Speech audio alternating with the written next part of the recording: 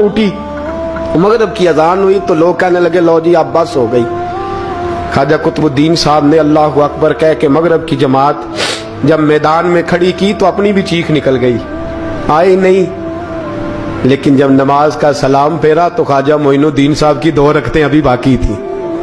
ख्वाजा साहब पीछे नमाज पढ़ रहे हैं, सलाम फेरा और नमाज के बाद जब उठे ना तो ख्वाजा साहब के सीने के साथ सीना लगा। तो कहा हज़रत जी मैं शहजादा था, आपने कहा था खुश्क रोटी खाना तो मैंने खुश्क ही खाई है, आपने कहा था फाके करना तो मैंने किए हैं, आपने कहा वतन वापस नहीं जाना तो मैं नहीं गया।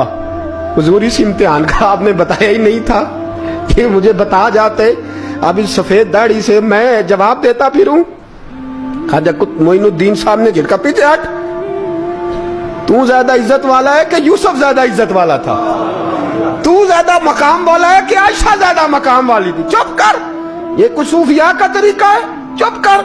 अर्ज की हुजूर गलती हो गई, मैं पहले नहीं रोया, तू मिला है तो रोया हो, मैं पहले नहीं तड़पा, मैंने शिकवा नहीं, तू मिला है, अपना ही को मिले तो दुख याद आते हैं ना। पर मैं चुप कर, जा सुल्तान से कह दे सवेरे नमाज के बाद अदालत लगा दे।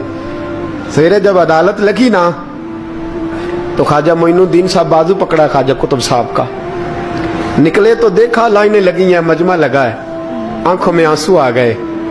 कहा हुजूर आप क्यों रोते हैं? फरमाया मेरा दिल था लोग मेरे कुतुब की शान देखने आए, ये कितने बदबख्त है, मेरे कुतुब की रुसवाई देखने आए, कितने नालायक हैं, रुसवाई देखने इतने आए हैं, शान देखने आते ही नहीं। अल्लाहु अकबर। जब मैदान लगा ख्वाजा साहब पहुंचे, औरत को कहने लगी अल्लाह से डर जा, वक्त थोड़ा है, तू मर जाएगी। कहने लगी मुझे दास्ताने ना सुनाए। काजी साहब से कहने लगे काजी साहब आप हकीकत हाल से आगाह हैं, ख्याल करें। कहने लगे ख्वाजा साहब दलीलें ना दें, गवाह लाएं, बात ना करें।